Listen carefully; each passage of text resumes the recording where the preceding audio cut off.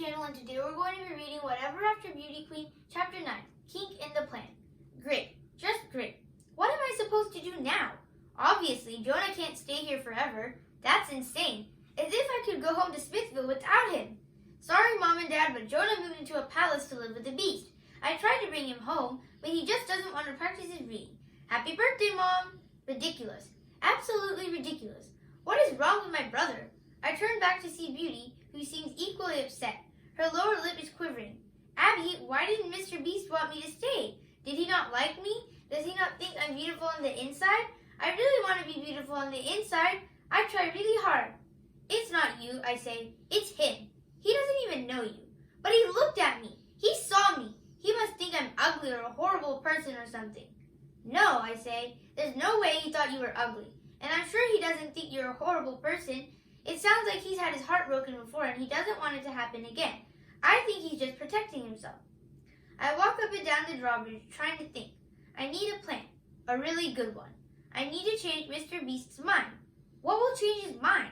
What can I do to get him to send Jonah home? He needs to fall in love with Beauty.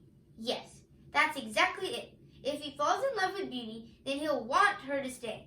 I thought I'd have to convince Beauty to give Mr. Beast a chance, but instead, I have to convince Mr. Beast to give Beauty a chance. I bet it won't even be that hard. He fell in love with her in the original story, didn't he? And he would have fallen in love with her if Jonah and I hadn't shown up, so it will happen eventually. It has to. She's Beauty and he's the Beast. They're the title of the story. They're made to be together. They're like ketchup and french fries. They're going to fall in love for sure. Okay, sometimes in the other stories, the characters got new happy endings. But the Cinderella story wasn't called Cinderella and the Prince now, was it? No, it was not. He's going to like you, I tell Beauty. I promise. But how? Beauty asks. He locked us outside. Good point. I knock on the door again. Go away, Mr. Beast yells. Your brother's happy here. Exactly, I yell back. My brother, not yours. I take a deep breath. But I'll make you a deal, Mr. Beast. Beast opens the door a crack. What's the deal?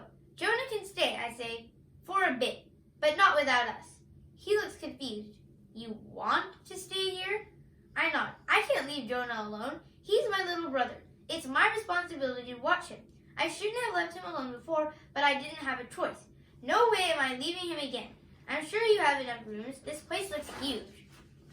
Of course I have enough rooms, he said gruffly, but no one has ever asked to stay here before. No one has willingly wanted to spend time with me. I pay Mr. and Mrs. Butler to be here. You can't be that bad, I say. I hear my brother shout, Wahoo! From the other room. Jonah seems to be having a fun time, I add. Mr. Beast smiled and I can see his fangs. He is having a fun time, but most people are scared of me. I straighten my shoulders. Well, I want to stay, and Beauty does too. And Prince. Mr. Beast bends down and motions to Prince. Hello, little dog. Do you want to play? Come play. Prince leaps onto Mr. Beast and licks his face. Mr. Beast laughs. It's actually a nice sounding laugh, not scary at all. Then he turns around and goes back into the palace. He leaves the door open behind him.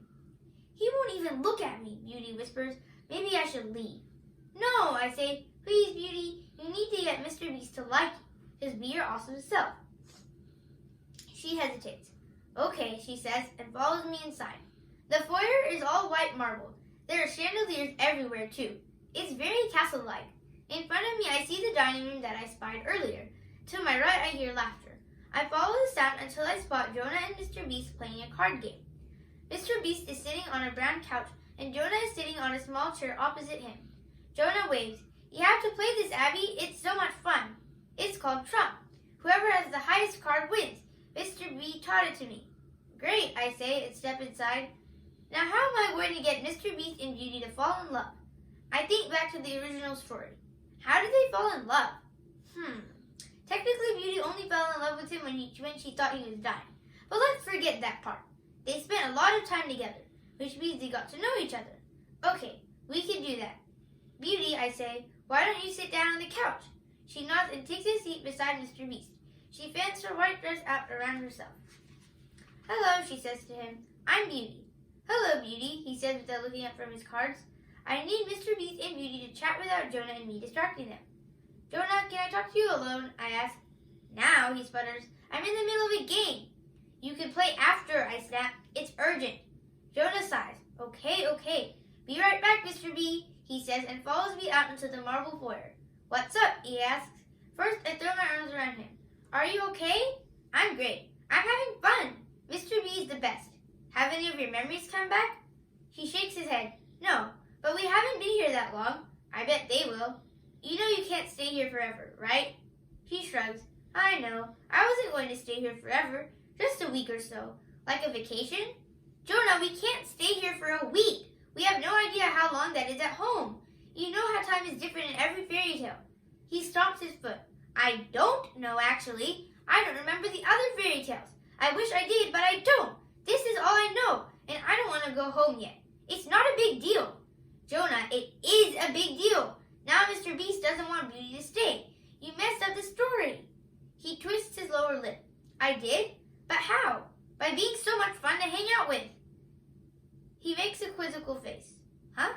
You are so much fun that Mr. Beast doesn't want you to go. He wants you to be his little brother, I say. My voice sounds a bit bitter. Jonah is my little brother. Mine. My head hurts and I rub my temples with my fingers. Oops, Jonah says. It's not my fault I'm so much fun to be around. And it's not my fault you kept knocking on the mirror night after night. I did that because going into fairy tales is fun. And because I wanted your memories to come back. Not because I wanted you to move in with Mr. Beast and mess up the story. But you said we mess the stories up all the time, right? Can't we just fix it? Yes, Jonah, but it's not so easy. We have no control over what's going to happen. We could get hurt. Bang! Jonah and I jump. Sorry, we hear Mr. Butler yell from the kitchen. Just putting dishes away. It's okay, I call back. Then I look back at Jonah. Come on, I say to him. You know we can't stay. All right, he says with a sigh, putting his hands in his pockets. What should we do then? We have to get Beauty and Mr. Beast to fall in love. That's why I wanted them to be alone. Peek inside and see if they're in love yet, will ya? Jonah peeks inside. I don't think they're in love yet, he says. How can you tell? Look for yourself. I look in. Mr. Beast and Beauty are sitting on opposite ends of the couch. They are not talking. At all. She is looking at the window and he is looking in the opposite direction at a potted plant. Clearly, they will need some more help falling in love. Lots of help. Thanks for watching. Make sure to like and subscribe.